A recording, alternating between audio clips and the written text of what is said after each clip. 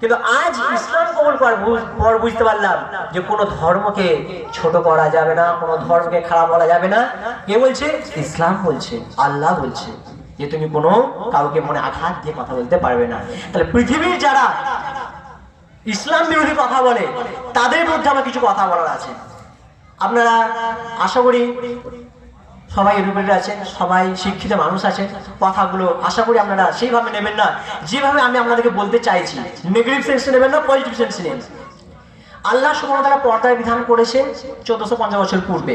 আল্লাহ বলছে রাসূল সাল্লাল্লাহু আলাইহি ওয়াসাল্লামকে আপনার বিবিদেরকে পর্দা করতে বলুন। তো পর্দার বিধান শুরু হয়েছে 1450 বছর পূর্ব আগে থেকে। তাহলে আজকে ভাবুন, যে মহিলারা আজকে নগ্ন হয়ে সমাজে বেরোয় তখন কি হয় জানেন? যখন একটা মহিলা বেপর্দায়, চাহে সে মুসলিম, চাহে সে হিন্দু, চাহে সে খ্রিস্টান, চাহে সে ইহুদি, হোয়াটএভার, যখন কোনো মহিলা সমাজে বেপর্দায় বেরোলো সেই সমাজে ধর্ষণ ঢুকে গেল, ধর্ষণের রোগ ঢুকে গেল। যখন সমাজে একটা বেপর্দা নারী সমাজে বেরোলো সেখানে জিনা বেড়ে গেল।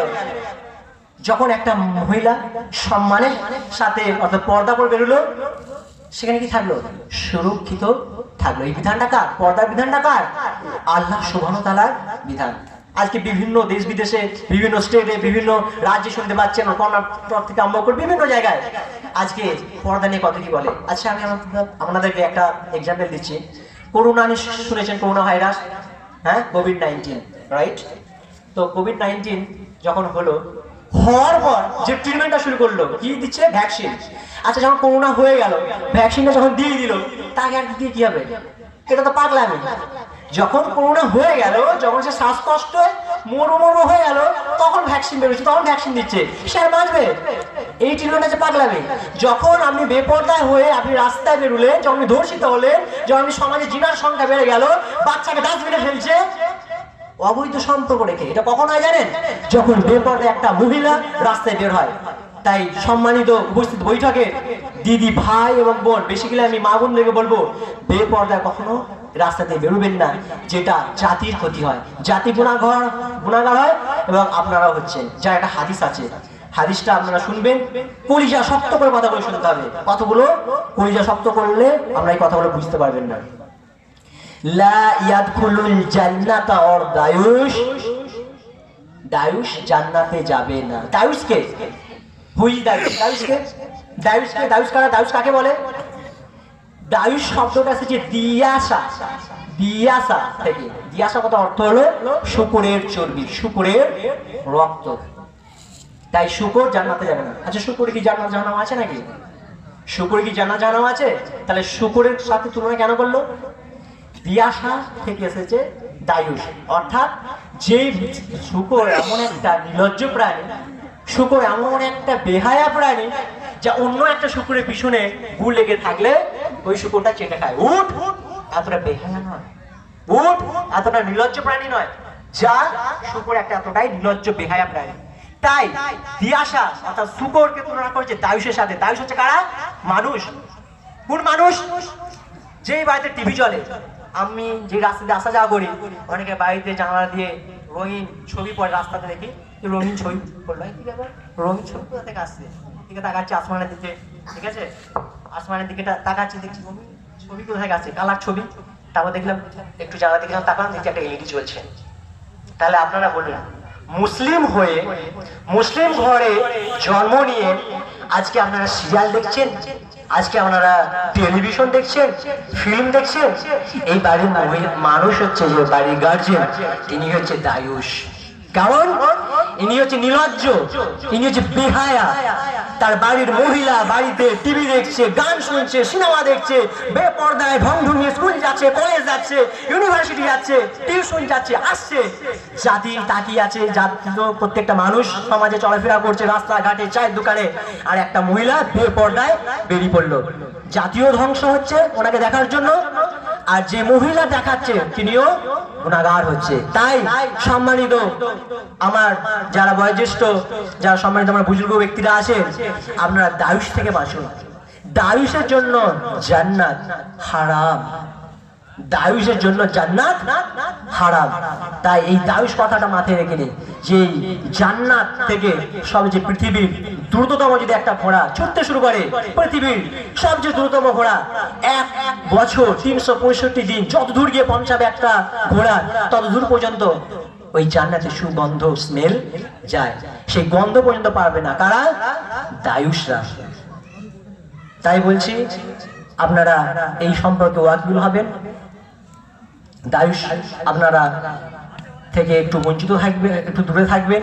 কারণ প্রত্যেকটা বাড়ির গার্জেনদেরকে বলবো আপনারা একটু স্ট্রিক্টলি হন। আপনারা খুব সহজেই ইসলাম পেয়েছেন ঠিকই, আবার কিন্তু যেই জিনিস খুব সহজেই পাওয়া যায় সেই জিনিসটা খুব সহজেই হাতছাড়া হয়ে যায়। হাসতে হাসতে আপনার চলে যাবে ঈমান, কখন আপনি নিজেও টের পাবেন না। তাই আজকে আমি বলবো আল্লাহ সুবহানাহু ওয়া তাআলা প্রত্যেকটা বান্দাদেরকে যথেষ্ট ভালোবাসে, অসীম ভালোবাসে, যার কারণে আমরা এত গুনাহগার, প্রত্যেকটা মুহূর্তে চোখের গুনাহ, অন্তরের গুনাহ, সারা দিন গুনাহে মেতে থাকি। তবু আল্লাহ সুবহানাহু ওয়া তাআলা আল্লাহর রহমতে, আল্লাহর অসীম ভালোবাসায় আজকে আমাদেরকে কি করে গেছে? বাঁচিয়ে রেখেছে। তাই আমি বলবো যে আল্লাহ যে জন্য আল্লাহ সুবহানাহু ওয়া তাআলা আমাদেরকে সৃষ্টি করেছে সেইটা আপনাদেরকে করতেই হবে। যেমন আমি আমার একটা হাদিস নয়, এটা বড় শায়েখ বলেছিল যে সালাতের গুরুত্ব কতটা।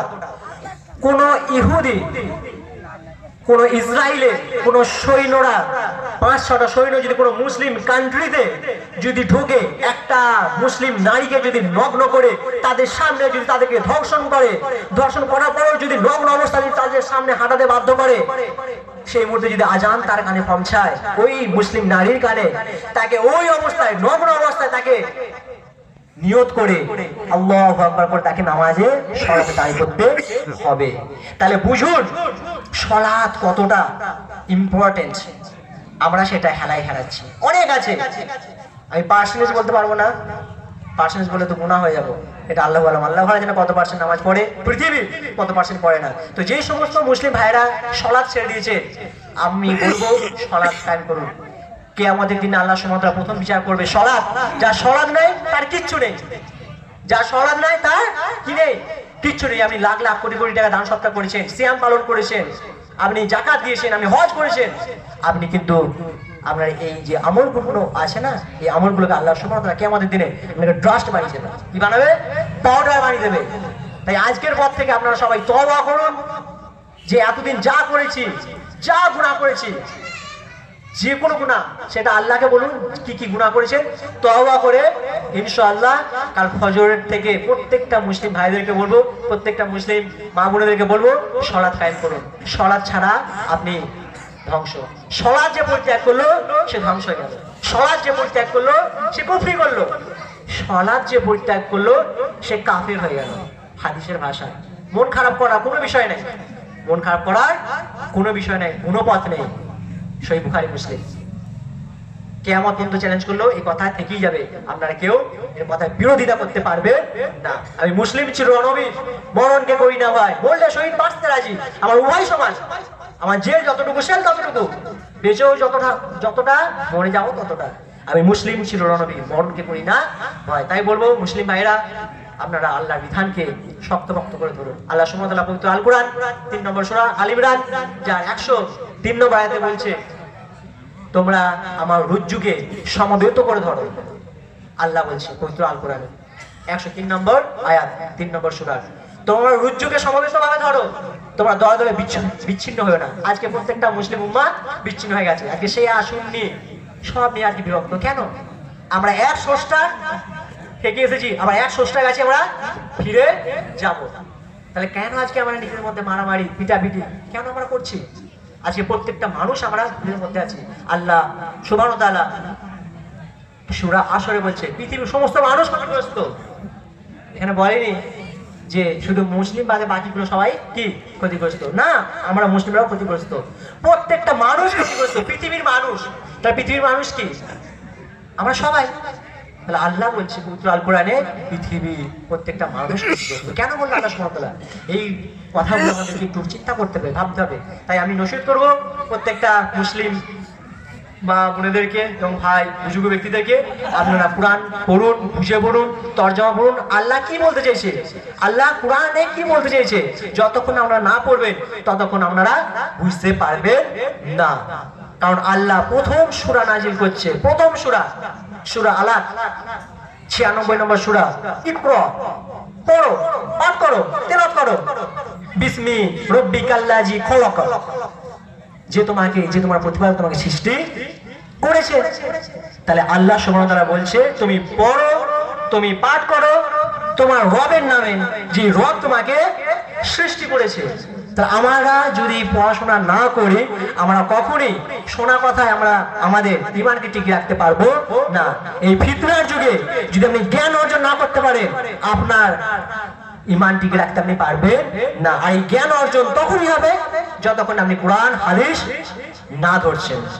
তাই আপনাকে কোরআন ধরতে হবে, কোরআনের তর্জমা পড়তে হবে, এবং সহিহ বুখারী, সহিহ মুসলিম, আবু দাউদ, নাসাই, তিরমিজি যত হাদিস আছে আমাদেরকে পড়তে হবে। বেসিক্যালি আমি বলবো পবিত্র আল কোরআন এবং সহিহ বুখারী এবং সহিহ মুসলিম হাদিস পড়ুন, আপনারা বুঝতে পারবেন। তো এটাই আমার বলার বিষয়। যারা দূর দূরান্ত থেকে এসেছেন, আলহামদুলিল্লাহ, আজকে আমার ইসলাম কবুল করা হলো 4 বছর। তো 4 বছর পর আমি অনেকটা মানে দীর্ঘ সময়ের পর আজকে আমাকে আল্লাহ সুবহানাহু ওয়া তাআলা সহজ করে দিয়েছে আপনাদের সাথে সাক্ষাৎ করার। আলহামদুলিল্লাহ, আল্লাহকে অসংখ্য অসংখ্য শুকরিয়া যে আমি আপনাদেরকে পেয়ে, বা আপনাদের এই আমার অঞ্চলে অনেক আমার স্বপ্ন ছিল যে আমি নিজের অঞ্চলে যেন কথা বলতে পারি বা আমি সাক্ষাৎ করতে পারি সকলকে, সাথে যাতে আমি সামনাসামনি বসে কথা বলতে পারি, সেটা আজকে এতদিন পর, দীর্ঘ সময়ের পর আল্লাহ সুবহানাহু ওয়া তাআলা আজকে আমাকে সহজ করে দিয়েছে, আলহামদুলিল্লাহ। এবং যারা, যে সমস্ত আজকে আমার দিনী ভাইরা আজকের এই সুন্দর আয়োজন করেছেন মাহফিলে বা জলসার, তাদের যে এত পরিশ্রান্ত, এত কষ্ট ক্লেশের মধ্যেও সময় থাকে না মানুষের, সময় বের করো আজকে তারা আজকে এত বড় একটা মাহফিলের আয়োজন করেছে। আল্লাহ সুবহানাহু ওয়া তাআলা সকলকে কবুল করুক, আল্লাহু আমিন। তো আমি আরেকটা বিষয় আপনাদেরকে নসিহত করতে চাই ভাইজান, যারা ইসলামকে খারাপ দৃষ্টিতে দেখে, পৃথিবীর সেই মানুষদের জন্য বলছি, আমি সকলের জন্য বলছি না, এই কথাটা সেই সমস্ত মানুষদের জন্য যারা ইসলামকে খারাপ চোখে দেখে। যে নবীকে নিয়ে কোনো কথা বলেছিল নূপুর শর্মা, সেই বিষয়ে আমি সংক্ষেপে কথা বলবো। তো বিষয়টা হচ্ছে, দেখুন, একটা তো আমার যেহেতু প্রধান সাহেব এসে গেছেন, ঠিক আছে, ইনশাআল্লাহ উনি অনেক কথা বলবেন কোরআন এবং হাদিস থেকে। প্রধান সাহেব আমাদের এসে গেছেন, যার কাছে আপনারা অনেক নসিহত পাবেন।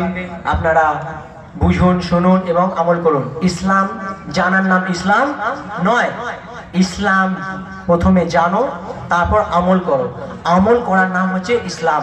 শুধু শুনলাম, জানলাম না, এটা ইসলাম নয়। শুধু থিওরি দিয়ে চলে না, শুধু আপনাকে শুনলে বা জানলে হবে না, আপনাকে কি করতে হবে, সেটা বাস্তবে রূপান্তরিত করতে হবে, আমল করতে হবে। তাই আল্লাহ সুবহানাহু ওয়া তাআলা আমাদের সকলকে 5 ওয়াক্ত নামাজ পড়ার তৌফিক দান করুন। আল্লাহ সুবহানাহু ওয়া তাআলা আমাদের সঠিক আমল করার তৌফিক দান করুন। আল্লাহ সুবহানাহু ওয়া তাআলা আমাদের প্রত্যেকটা মুসলিম উম্মাহকে আজকে জান্নাতুল ফিরদৌস নসিব করুন, আল্লাহু আমিন। আলহামদুলিল্লাহ, আলহামদুলিল্লাহি রাব্বিল আলামিন। আলহামদুলিল্লাহ, মজলিসটা বড় সুন্দর লাগছে যে আপনারা দীর্ঘক্ষণ ধরে একই অবস্থাতে বসে আছেন, সুন্দর সুন্দর জিনিসগুলো শুনছেন।